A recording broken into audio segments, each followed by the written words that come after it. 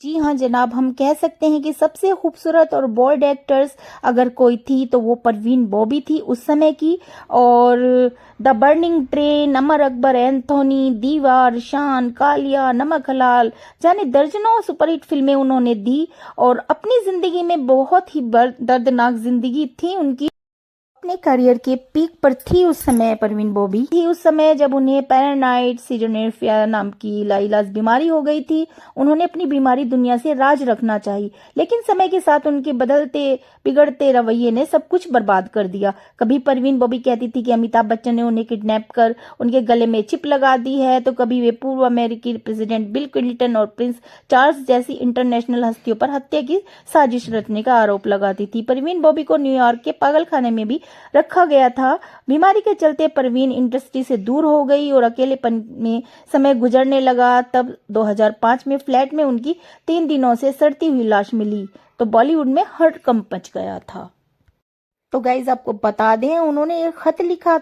उन्होंने कबीर बेदी को एक खत लिखा था और उनकी वर्डिंग ये थी। उन्होंने कहा, मुझे घर में कभी भी घर जैसा महसूस नहीं हुआ। मैं अपने आसपास के लोगों से संवाद करने में असमर्थ थी और मेरे आसपास के लोग मेरे जैसे बच्चे को समझने में इतने अज्ञान थे कि मैं हर कदम पर असुरक्षित महसूस करती थी। तो गाइज ये खत लिखा था परवीन बॉबी ने कबीर बेदी को जब उनका लव अफेयर चल रहा था। तो गाइज चलिए हम बात करते हैं अब उनके जन्म के बारे में और उनके प्रारंभिक जीवन के बारे में।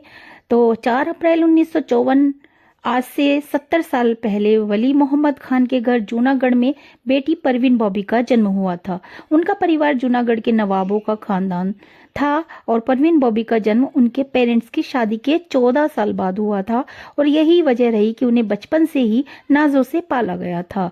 परवीन महज 5 साल की थी जब उनके पिताजी वली मोहम्मद का इंतकाल हो गया। ऐसे में उनकी माँ जमाल बख्ते बीबी ने अहमदाबाद में अकेले रहते हुए उनकी परवरिश की। माउंट कार्मल हाई स्कूल से पढ़ाई करने के बाद परवीन ने सेंट जेवियर कॉलेज से इंग्लिश लिटरेचर की डिग्री हासिल की। परवीन बॉबी कम उम्र से ही बेहद बोल्ड थी। मॉडर्न कपड़े पहनकर खुलेआम सिगरेट पीने वाली परवीन अक्सर लोगों का ध्यान खींच लिया करती थी। यही वजह रही थी कि महज 18 साल की उम्र में परवीन को बड़े बड़े मॉडलिंग प्रोजेक्ट मिलने लगे थे। गाइस, सिगरेट पीने का अंदाज देखकर बी.आर. इशारा ने दी फिल्म एक उन्हें। और उस दौर के पॉपुलर फिल्म मेकर बी.आर. इशारा अहमदाबाद में एक फिल्म की शूटिंग कर रहे थे। परवीन भी शूटिंग देखने पहुंची थी। जब शूटिंग ब्रेक हुआ तो मिनी स्कर्ट पहनकर पहुंची परवीन सेट से बाहर खड़ी होकर सिगरेट पीने लगी। इसी बीच उन पर बी.आर. इशारा की नजर पड़ी। उन्होंने तुरंत अपने फोटोग्राफर से कहा, जाओ उस लड़की की इजाजत लेकर उसकी कुछ तस्वीरें क्लिक कर लो। फोटोग्राफर गया और परवीन ने तस्वीर खींचने की इजाजत दे दी। बी.आर. इशारा को वे तस्वीरें इतनी पसंद आई कि उन्होंने तुरंत परवीन को बुलाकर पूछा, मेरी फिल्म में काम करोगी? परवीन ने उन्हें बड़े कॉन्फिडेंस से जवाब दिया, कहानी पसंद आई तो जरूर करूंगी। जवाब सुनकर बी.आर. इशारा दंग रह गई कि कैसे एक यंग लड़की में इतना कॉन्फिडेंस हो सकता है। उन्होंने तुरंत परवीन को अपने आने वाली फिल्म चरित्र की कहानी सुनाई जो परवीन को पसंद आ गई। इस तरह परवीन को उनके करियर की पहली फिल्म चरित्र मिल गई। यह किस्सा बी.आर. इशारा ने चाइल्ड फिल्म इंडिया को दिए इंटरव्यू में बताया था। पहली फिल्म हो गई थी फ्लॉप, फिर दीवार ने दिलाया स्टारडम। परवीन की पहली फिल्म बॉक्स ऑफिस पर बुरी तरह फ्लॉप रही थी, आपको पता है, लेकिन उनकी खूबसूरती और अभिनय से इम्प्रेस होकर फिल्म मेकर उन्हें फिल्में ऑफर करने लगे। 1974 में रिलीज हुई फिल्म मजबूर परवीन की दूसरी फिल्म थी जिससे वो देश भर में पहचानी जाने लगी। आगे उन्होंने अमिताभ बच्चन की फिल्म दीवार में बार डांसर का रोल प्ले कर खुद को इंडस्ट्री की टॉप एक्ट्रेस में शामिल कर लिया था। गाइस, बात करें उनके अफेयर्स की तो कबीर बेदी और डैनी डेक्सोम्पा से उनका अफेयर रहा। परवीन बॉबी का इंडस्ट्री में पहले अफेयर डैनी डेक्सोम्पा से रहा। दोनों का रिश्ता करीब 4 साल तक चला। परवीन कबीर बेदी के साथ भी रिलेशन में रही, लेकिन ये रिश्ता ज्यादा दिन नहीं चल सका। कबीर बेदी से ब्रेकअप के बाद 1977 में महेश बाबू उनका सहारा बने। पहले महेश से शादीशुदा थे, हालांकि इसका उनके रिश्ते पर कोई असर नहीं पड़ा। और आपको बता दे गाइस कि उनको एक बीमारी थी, पैरानाइट सिजोफ्रेनिया नाम की लाइलाज बीमारी जब हुई उनको, तो वो किसी पर भी विश्वास नहीं करती थी, सब पर शक करती थी।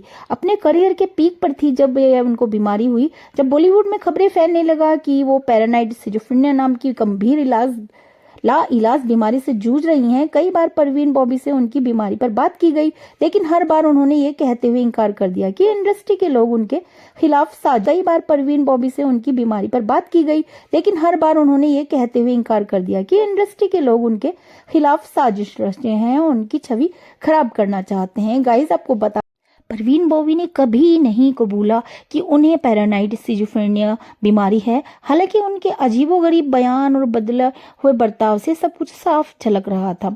और आपको बता दें कि एक बार चाकू पकड़कर कांपते हुए महेश भट्ट से कहा परवीन बॉबी ने कि वो मुझे मार देंगे। और इस बीमारी के गवाह महेश भट्ट खुद थे, जो उनके साथ रिलेशनशिप में भी रहे। और उनकी मौत के बाद महेश भट्ट ने फिल्म फेयर मैगजीन को दिए एक इंटरव्यू में अपने रिश्ते और कुछ अजीबोगरीब घटनाओं का जिक्र किया था, जिसमें उन्होंने ये बताया था कि हमारा रिश्ता 1977 में शुरू हुआ था, जब परवीन अमर अकबर एंथोनी और काला पत्थर की शूटिंग कर रही थी। हम साथ रहने लगे थे, लेकिन एक दिन अचानक बुरी कहानी शुरू हो गई। 1979 की बात है कि एक शाम मैं उनके घर पहुंचा तो देखा कि उनकी बुजुर्ग माँ जमाल भाभी कॉरिडोर में सहमी हुई खड़ी हैं। उन्होंने फुसफुसाकर कहा, देखो परवीन को क्या हुआ। मैं अंदर गया तो देखा कि ड्रेसिंग टेबल पर लाइन से परफ्यूम की बोतलें रखी हुई हैं और परवीन फिल्म कॉस्ट्यूम में पलंग और दीवार के बीच दुबकी बैठी है और वो कांप रही थी और उनके हाथ में एक चाकू था। मैंने उनसे पूछा कि क्या कर रही हो, तो उन्होंने धीमी आवाज में कहा, बात मत करो, इस कमरे में जासूसी करने वाले लोगों ने रिकॉर्डिंग डिवाइस लगा रखा है। वे मुझे मारने की कोशिश कर रहे हैं, मुझ पर झूमर गिराने की कोशिश कर रहे हैं। मैं कुछ समझ नहीं पाया और कुछ देर में परवीन को मेरा हाथ पकड़कर बाहर ले गई। उनकी माँ निराशा के साथ मुझे देख रही थी। उनकी आंखें बता रही थी कि ऐसा पहली बार नहीं हुआ है। परवीन को इलेक्ट्रिक शॉक देना चाहते थे डॉक्टर्स, बट महेश भट्ट ने किया इनकार। परवीन की हालत देखकर महेश भट्ट समझ चुके थे कि उनकी हालत बिगड़ती जा रही है और उन्हें इलाज की सख्त जरूरत है। महेश परवीन को लेकर कई नामी डॉक्टर्स के पास गए। पहले तो परवीन को मेडिसिन से ट्रीट किया गया और जब वो काबू नहीं हुई तो उनसे बात करी गई, पर फिर डॉक्टरों ने उन्हें शॉक थेरेपी देने को कहा। महेश भट्ट ने इससे इनकार कर दिया। फिल्म फेयर को दिए इंटरव्यू में महेश भट्ट ने एक किस्से का जिक्र करते हुए बताया कि परवीन अपने आसपास की हर चीज पर शक करती थी। एक दिन उन्होंने महेश से कहा था कि उनके कमरे में लगे एयर कंडीशनर में एक चिप लगाई गई है। परवीन का वहम दूर करने के लिए महेश भट्ट ने पूरा एयर कंडीशनर खोलकर दिखाया, लेकिन वह फिर भी नहीं मानी। इंटरव्यू में उन्होंने बताया कि एक दिन हम मेरे दोस्त यूजी कृष्णामूर्ति से मिलकर लौट रहे थे, जो एक फिल्म फिलोसोफर भी हैं। परवीन ने रास्ते में ही चिल्लाना शुरू कर दिया, कहने लगी, कार में बम है और मुझे बम का अलार्म सुनाई दे रहा है। ये कहते ही वे चलती कार से उतरने की कोशिश करने लगी। रास्ते में लोगों को लगा था कि परवीन और मेरी लड़ाई हो रही है। तमाशा बनने लगा तो मैंने टैक्सी से घर उनको पहुंचा दिया। महेश भट्ट को उनके डॉक्टर ने सलाह दी कि जब तक परवीन की हालत नहीं सुधरती उन्हें फिल्मी दुनिया से दूर रखा जाना चाहिए। महेश भट्ट ने डॉक्टर की बात मान ली और 1979 में वो खुद भी परवीन के साथ मुंबई छोड़कर बेंगलोर शिफ्ट हो गए। जब बेंगलोर जाने के बाद भी परवीन की हालत में सुधार नहीं आया तो डॉक्टर्स ने महेश भट्ट को उनसे दूर रहने की सलाह दी। महेश भट्ट ने वही किया और परवीन को छोड़कर मुंबई लौट आए। वो मुंबई में रहकर ही डॉक्टर से संपर्क कर परवीन की मदद करते रहे। एक दिन परवीन ने डॉक्टर से कहा कि वो वापस मुंबई लौटकर फिल्मों में काम करना चाहती हैं, लेकिन डॉक्टर्स ने ऐसा करने से उन्हें मना कर दिया। कई दिनों तक अलग रहने के बाद एक दिन महेश भट्ट परवीन से मिलने बेंगलोर गए तो परवीन ने मिलते ही उन्हें एहसास दिला दिया कि वो अपना इलाज नहीं करवाना चाहती। इस बात के बाद महेश को कन्विंस करने के लिए वो उन्हें सिड्यूस करने लगी और कहा था, या तो मैं या डॉक्टर। महेश भट्ट समझ गए कि उन्हें छोड़कर निकल जाए। ये बात परवीन से बर्दाश्त नहीं हुई और वो कम कपड़ों में ही उनके पीछे दौड़ पड़ी। आखिरकार 1980 में महेश भट्ट ने परवीन बॉबी से सारे रिश्ते खत्म कर दिए। इस अलगाव के बाद परवीन ने इलाज कराना बंद कर दिया और मुंबई आकर फिर से फिल्मों में काम करने लगी। आपको बता दें कि परवीन बॉबी साल 1983 में एक फिल्म की शूटिंग कर रही थी। शूटिंग के बीच ही 30 जुलाई 1983 को परवीन गायब हो गई। लोगों ने उनका पता लगाने की तमाम कोशिश की, लेकिन कोई उनकी खबर नहीं मिली। वजह क्या थी? अफवाह फैल गई कि परवीन बॉबी पर अंडरवर्ल्ड के लोगों ने नजर पड़ी और उनको उठा लिया गया। आपको बता दें 1984 में परवीन बॉबी को न्यूयॉर्क एयरपोर्ट पर पुलिस ने पकड़ लिया और पागलखाने में बंद करवा दिया। परवीन एयरपोर्ट पर अजीब बर्ताव कर रही थी। जब सिक्योरिटी स्टाफ ने उनसे पूछा कि वो अपनी पहचान नहीं बता सकी, उन्हें हथकड़ियां पहनाकर पागलों के साथ बंद कर दिया गया। इस बात की जानकारी मिलने के बाद जैसे इंडियन काउंसिलिंग के अधिकारियों ने उनके पास पहुंचे थे, परवीन मुस्कुरा रही थी मानो कि कुछ हुआ ही नहीं। आपको बता दें गाइस कि 6 साल बाद नवंबर 1989 में परवीन मुंबई लौट आई। सफाई में उन्होंने कहा कि वो अपने दोस्त यूजी कृष्णामूर्ति के साथ दुनिया भर में घूमकर अध्यात्म की राह पर चल रही थी। उन्होंने कुछ साल कैलिफोर्निया में भी गुजारे थे। वापस लौटकर परवीन ने दोबारा फिल्मों में काम करना शुरू कर दिया और साल 1988 में परवीन को अमिताभ बच्चन के साथ फिल्म शान में कास्ट किया गया था। एक दिन फिल्म का टाइटल सॉन्ग शूट हो रहा था कि तभी परवीन ने शोर मचाते हुए शूटिंग रुकवा दी। उन्होंने कहा कि सेट पर उनकी हत्या की साजिश रची जा रही है। उन्होंने को स्टार अमिताभ बच्चन पर आरोप लगाते हुए कहा कि वे उनकी जान लेने की कोशिश कर रहे हैं और उन पर झूमर गिराने वाले थे। परवीन के ये संगीन आरोप सुनकर हर कोई हैरान था, लेकिन उनकी मानसिक स्थिति किसी से छिपी नहीं थी। शूटिंग रुक गई और परवीन घर चली गई। कहा जाता है कि साल 1989 में फिल्म फेयर मैगजीन को दिए इंटरव्यू में परवीन ने कहा, Amitabh Bachchan super international gangster हैं, वो मेरी जान के पीछे हैं। उनके गुंडों ने मुझे किडनैप किया और एक आइलैंड में रखा जहां उन्होंने सर्जरी कर मेरे कान के नीचे एक चिप लगाई है। इस इंटरव्यू के साथ परवीन की तस्वीर आई जिसमें उनके कान के नीचे कट भी था।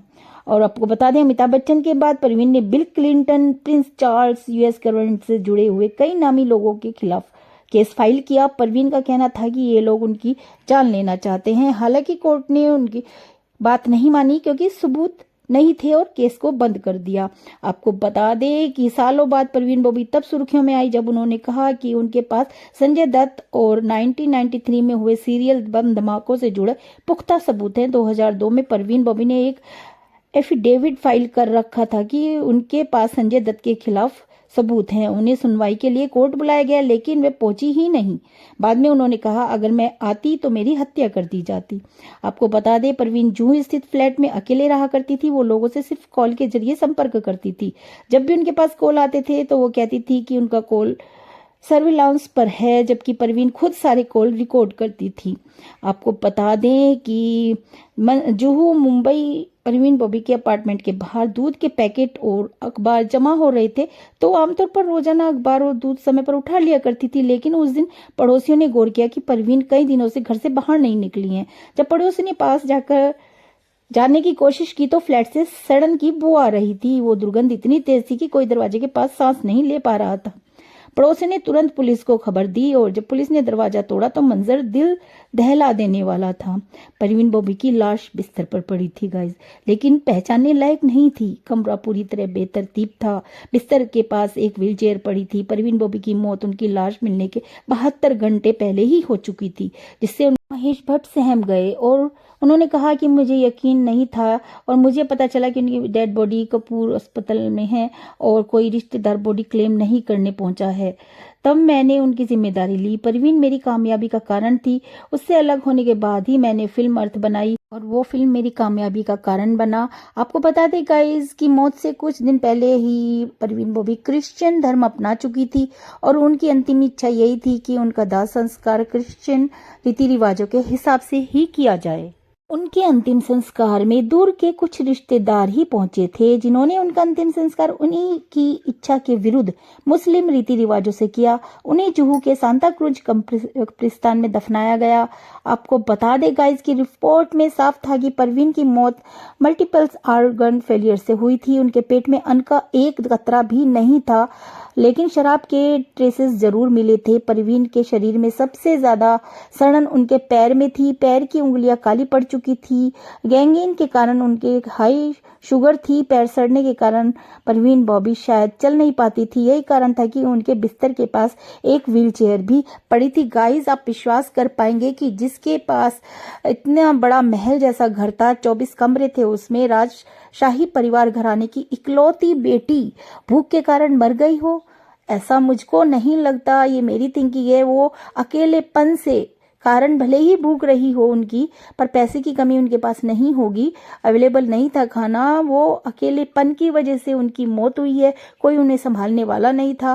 पेरेंट्स पहले ही जा चुके थे। माँ, और आपको बता दे कि कोई उनकी शादी नहीं हुई। इतने लव अफेयर उनके चले। अंत में महेश भट्ट भी उनको छोड़ करके आ गए क्योंकि उनकी प्रॉब्लम को वो एक्सेप्ट नहीं करती थी। यहाँ ये बताना जरूरी है कि अगर आपको कोई प्रॉब्लम है, चाहे माइंड से है, कहीं से भी, तो आप एक्सेप्ट करिए उस बात को। ये भी तो ऐसे ही बीमारी है जैसे कि बुखार होता है, सर दर्द होता है, ऐसे ही माइंड की भी प्रॉब्लम्स होती हैं, उनको सॉल्व करना चाहिए। और बात करें उनकी मौत की तो 20 जनवरी को जो है परवीन बॉबी जुहू मुंबई एक एजवीरा बिल्डिंग में 7वीं मंजिल पर रहती थी। परवीन बॉबी अपनी बीमारी के कारण फिल्मों से तो दूर हो ही चुकी थी, उन्होंने बाहरी दुनिया से भी खुद को अलग कर लिया था। ऐसे में बॉलीवुड के लोग भी परवीन से दूरी बनाए हुए थे। डायबिटीज और पैरानाइड सिजोफ्रेनिया के कारण उनकी हालत बहुत खराब होने लगी थी। परवीन बॉबी की बिल्डिंग के मैनेजर ने जब देखा कि परवीन के फ्लैट के बाहर 3 दिन के दूध के पैकेट और न्यूज़पेपर इकट्ठे हो रहे हैं तो उसे शक हुआ और उसने तुरंत पुलिस को फोन कर दिया। पुलिस जब आई तो दरवाजा अंदर से बंद था, बार बार दरवाजा आवाज देने पर भी खुल नहीं रहा था, तो उन्होंने सोचा कि इसको तोड़ दिया जाए। तो पुलिस ने दरवाजा तोड़ दिया और अंदर का जो नजारा था उसे देख करके हर किसी को हैरानी हो रही थी। गाइस, परवीन बॉबी की बॉडी बिस्तर पर पड़ी थी, 3 दिन पहले ही उनकी मौत हो चुकी थी। पुलिस का कहना था कि परवीन की मौत नींद में हुई है, शरीर पर किसी जोर जबरदस्ती के निशान नहीं थे, ऐसे में किसी ने उनकी हत्या की हो ऐसी गुंजाइश नहीं थी। लेकिन बताया जाता है कि जब पुलिस परवीन बॉबी के फ्लैट पर पहुंची तो परवीन बॉबी की बॉडी पहचानने की स्थिति में नहीं थी। और आपको बता ही दिया कि महेश भट्ट को जब इसकी खबर लगी तो वो आए और उन्होंने अंतिम संस्कार में मदद की। परवीन बेबी तो चली गई लेकिन अपने पीछे वे काफी संपत्ति छोड़ गई थी जिसे महाराष्ट्र के महाप्रशासक ने अपने संरक्षण में ले लिया। तभी परवीन बॉबी की संपत्ति पर कुछ लोगों ने अपना हक जताना शुरू कर दिया। ये वही लोग थे जो खुद को परवीन का दूर का रिश्तेदार बता रहे थे। जब परवीन जिंदा थी तो परवीन ने खोज खबर ये लेने नहीं आते थे, पर लाश लेने तक अस्पताल नहीं पहुंचे थे और बाद में एक्ट्रेस की प्रॉपर्टी लेने जरूर पहुंच गए थे। गाइस, ये तो होता ही है दुनिया में। परवीन बॉबी की संपत्ति पर विवाद बढ़ गया था और मुंबई हाईकोर्ट तक चला गया, लेकिन बाद में कोर्ट ने एक्ट्रेस की संपत्ति पर फैसला सुनाया। फैसले के मुताबिक परवीन बॉबी की संपत्ति के 3 हिस्से किए गए। 70% हिस्सा गरीबों के लिए, 20% हिस्सा परवीन के मामा मुराद खान बीबी को और 10% हिस्सा गरीब ईसाई बच्चों को दिया गया। परवीन बॉबी जूनागढ़ की रहने वाली थी। मुंबई के अलावा जूनागढ़ में भी परवीन बॉबी की काफी संपत्ति थी। परवीन बॉबी ने अपनी वसीयत बनवा रखी थी, इसमें परवीन बॉबी का जुहू स्थित रिवेरा अपार्टमेंट, जूनागढ़ में हवेली का सामान और ज्वेलरी शामिल थी। परवीन के बैंक अकाउंट्स में 20 लाख रुपए की राशि थी और उसे भी वसीयत का हिस्सा बनाया गया था। लेकिन वसीयत के मुताबिक परवीन बॉबी की संपत्ति का इस्तेमाल एक ट्रस्ट बनाने के लिए किया गया ताकि गरीब बच्चों की मदद हो सके। देखिए, यहाँ पर लाश मिली थी इस अपार्टमेंट में, ऊपर जहाँ पर रेड मार्क है, यहाँ पर परवीन बॉबी की लाश मिली थी। ये उनका अपना था। तो देखिए, यही दुनिया है कि जब जीते जी को नहीं पूछते हैं और मरने के बाद संपत्ति लेने के लिए तुरंत आ जाते हैं रिश्तेदार। तो यहीं पर खत्म हो गई परवीन बॉबी की कहानी। इतनी बोल्ड एक्टर्स, इतनी खुलकर जीने वाली औरत की, हीरोइन की कहानी ऐसी निकली, ये किसी को भी अंदाजा नहीं था गाइस। और जब पीक पर थी तब उन्हें बीमारियों ने घेर लिया, फिर कोई जीवन साथी उनकी लाइफ में ऐसा नहीं आया जो रह सके। तो इसी के साथ इस वीडियो को एंड करते हैं। और यह लेख हमने संगीता तोमर के लेख से लिया है जो कि नवभारत टाइम्स से लिया गया है गाइस।